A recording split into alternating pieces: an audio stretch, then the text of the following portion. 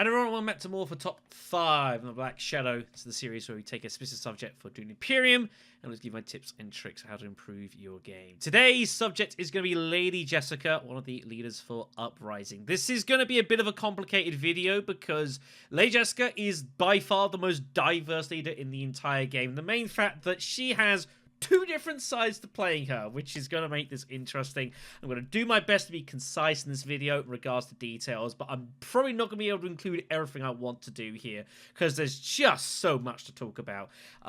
So let's get started here. So similar to Gurney Halleck in the original game, Lady Jessica originally appeared in the Imperium row as a card that could be purchased, and it just so happens that was probably the best card in the entire game. Jessica's now become a leader with regards to the story changes in Dune 2. And yeah, she is a fascinating leader to experience and to try and enjoy and get to grips with, but she is not beginner friendly at all, and I would highly recommend that people play at least a few games of Dune Imperium before getting a hand of Jessica. She presents a lot of opportunity. There's a lot of really cool things you can do for her. However, you can also really brutally cripple yourself as well if you don't play very well or if some weird things can happen. So you can be very, very selective when you take her, which is not meant to be a Bene Gesserit punt. But when you get her off and when things work, she can be really satisfying to play, but handled with extreme care.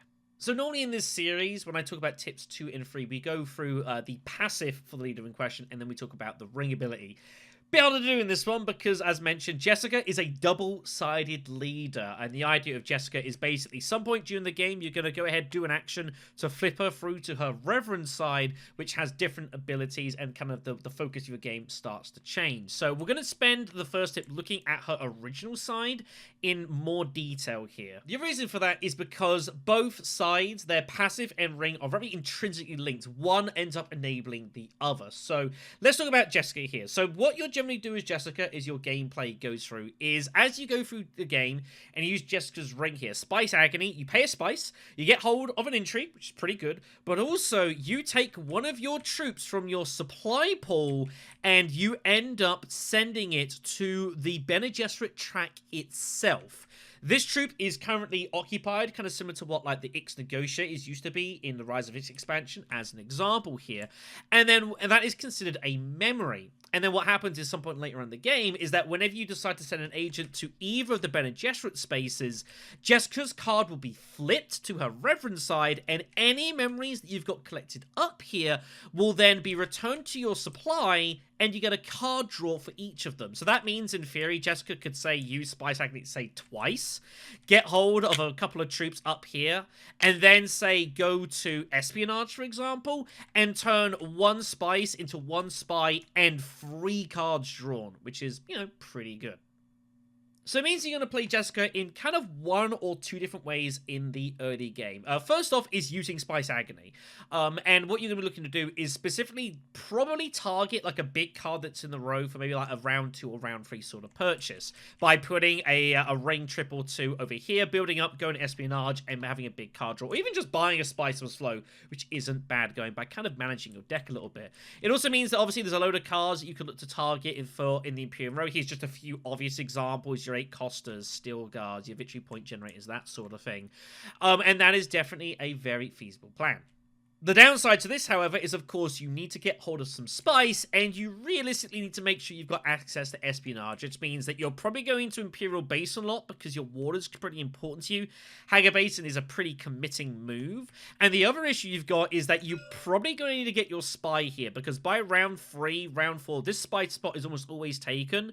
And if you're going to go for that card spin, what's really important to Jessica is being able to do it reliably. The last thing you want to do is set up to go for your big card spin, and then someone goes secret, someone goes Espionage, and this spy spot's taken, and you're stuffed. And there's nothing you can do about it. You can't get access there. That's a really bad spot. So Lady Jessica really wants to get a spy here ASAP. However you can manage to do that. Maybe even going here early. It should be noted that you may return your memories. You're not fixed into doing the spin once you send the Bene Gesserit space. You don't have to do it right away.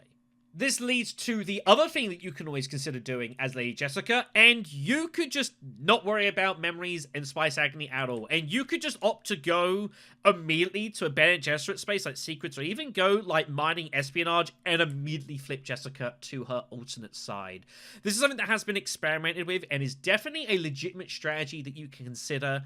It's not one I'm particularly a big fan of personally. I do put a lot of weight behind Spice Agony. I think getting those intrigues early is really good because generally intrigues are hard to come by. It means that sometimes you'll luck into a really powerful battle intrigue early and maybe you can go for a match in combat or like a round 2 really juicy conflict.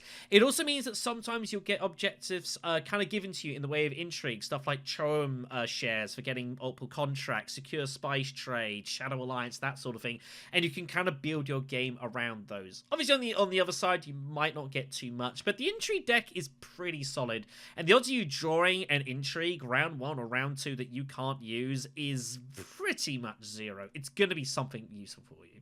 So whether you've built up your memories or you decide to do it immediately, we get to side B for Lady Jessica, her Reverend Mother side. So this is where it gets very funky indeed. So Reverend Mother is the ability you get access to here. Once during each turn, when you send an agent to a Fremen or Bene Gesserit space, you can spend a water in addition to whatever cost you already originally paid to repeat the effects printed on the space. And this pairs with the Water of Life ring, which is literally you converting spice into water. First off, the ring, very, very good. Being able to generate water fairly reliably is very strong in this game. There's not a lot of ways of doing that. That's why cards like Northern Water Master and stuff like Ecological Stations Reveal, for example, can be very, very strong. Getting that water generation is pretty darn good. It comes down to Reverend Mother, which is a fascinating ability. So as there's only 4 spots that Jessica can get to with this Reverend Mother ability, we can look at them in a little bit more detail. By far, I think the kingpin of this strategy and why some people like going Reverend Mother immediately is because they want to get use out of espionage. And turning espionage into a spice and a water for 2 card draws, and especially 2 spies, is really significant. If you're going to go down this route, you want access to here even more than you wanted previously in the first one. And I think espionage is by far Jessica's most important space in the game. It is just self-funding. Those spies will allow access to wherever you need to go, be it other faction spots, be it stuff like Siege to recoup your water, stuff like Hagar Basin and Imperial Basin to make life awkward and guarantee you can get that spice generation as and when you need it. Very, very strong. Secrets is a much less frequented option, but, you know, paying a water to get 2 secrets in one go can be good. Should also be noted that it will also double the effect of secret ceilings. So if someone's sitting around with 5 or more intrigues, you can actually pay a water and steal from him twice, which I've only seen once happen. It's pretty cool. He lost some pretty good intrigues. I think he lost like his Chome shares intrigue and like opportunism or something like that. It was really painful. He lost the game. Really, really crippling. The Fremen is also very interesting. Desert Tactics especially. You're already paying a water to get a troop and a trash, so you're basically doubling the effect there. 2 water is expensive. Like, make no mistake, 2 water is very pricey. There's a reason that the very powerful research station is also worth 2 water, and Deep Desert is worth 3. So you've got to make sure you're willing to make that spend, you know, not frivolously. Make sure you're committed to it. But at the right time, can be really strong. Getting 2 trashes in one action out of your discard pile, getting stuff like daggers and Dune Desert plants can be incredibly powerful. And of course, that double troop generation is also pretty good as well. It makes you able to like get involved with one key combat you need to. You need a little bit of extra oomph. Well, Desert Tactics can be a good way to go. You can also do it a Frem kit as well, paying a water to basically get 2 card draws. But honestly, this is basically a weaker version of espionage. You should be trying to get here if at all possible.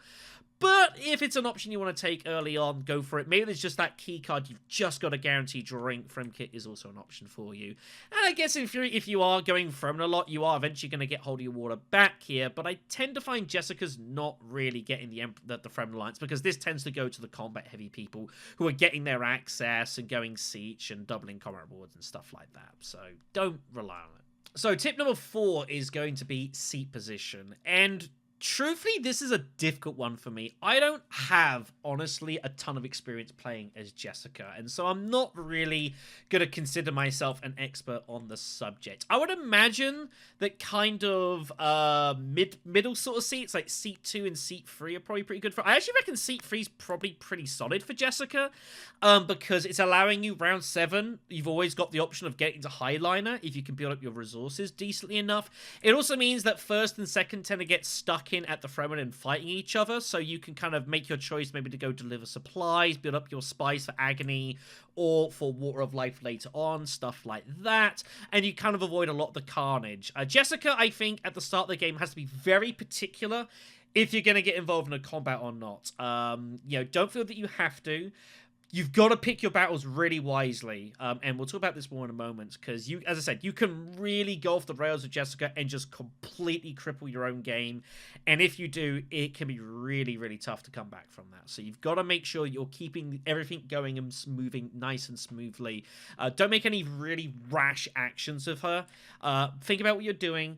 Make careful decisions. So, for my 5th tip and my wildcards for Jessica, there's a bit more of a summation of kind of things we've already talked about, but are worth emphasizing. So, first off, if you're going to pick Lady Jessica, I think you've got to have a pretty good idea of what you're attempting to do over the course of the game. Jessica is not a very reactive leader. There are some others, like Fade Ralpha, Gurney can be a little bit as well, and a couple others that are decent at reacting to the board state changing, but Jessica, you've got to kind of come in, I think, with a general game plan, and you've got to kind of generally stick to it and be fairly robust in your decisions. So if you're going to go down the Spice Agony route, you've got to bear in mind that you're basically playing 2 stages of the game, pre-flip and post-flip. So you've got to bear in mind, you know, what are you going for? How likely are you going to get hold of your memories? Getting access here?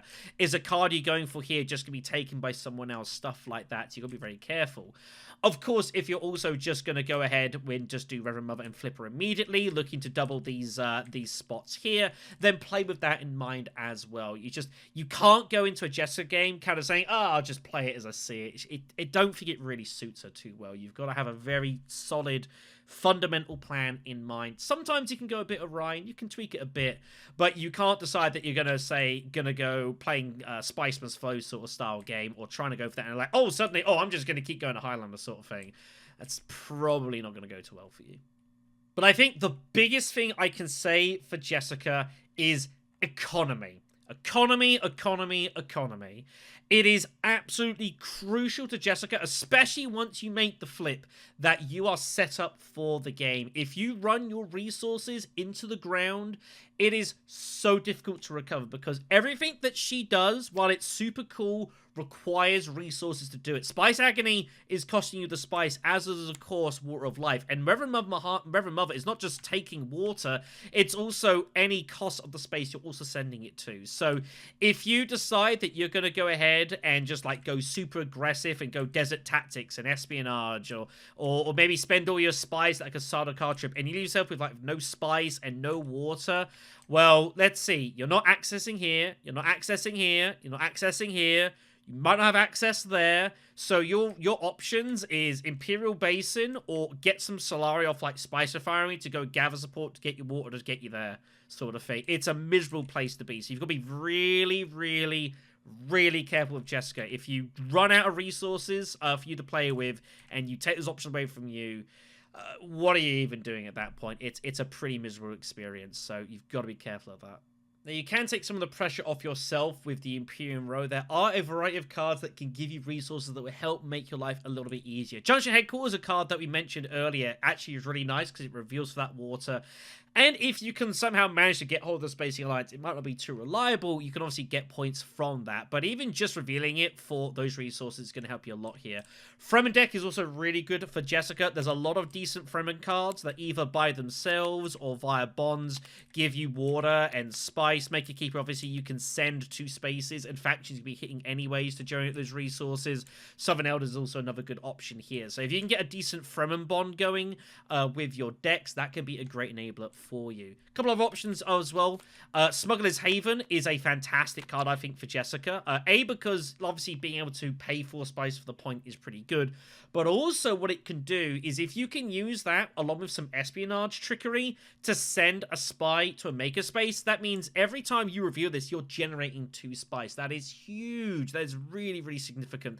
So I think this is a great card for her. And the last one I'll make a mention of as well is Branching Path. In theory, looks a pretty good card for her with the Benny Access and the Benny Alliance, which is something that, as Jessica, you're probably going to have to fight for. And again, this is another way of generating that spice, turning those secrets and those intrigues that aren't too good for you into stronger cards and also spice you use elsewhere. So I think this is also a pretty good card for her. But that's going to do it for us here on top 5. Hopefully you'll be able to use the tips and tricks here to have a bit of better fortune amongst this game. As I said, Jessica is she's very tough. And I think like when you see her used and used well, it can be pretty satisfying. But it's very easy to just completely spiral into destruction. Again, I haven't played her enough to really be able to give like super expert opinion on her. But I think there's some general principles that you can at least apply to Jessica. It's all about experience of her, knowing that you're going to have to approach the game a little bit differently when you take control of her, and knowing that you're going to have specific ideas and general game plans in mind. If you pick up the wrong time, well, you're going to have a struggle. But when it works off for her, it's great times. If you like what we do here on Hidden Assets, then please feel free to follow the channel. It would be hugely, hugely appreciated. We're going to continue this series with one more leader, and that is Staban Tuek, the most complicated leader to play in this game. Although, well, you could say Jessica gives him a run for the money. Anyways, thanks for watching, everyone. I'll see you soon.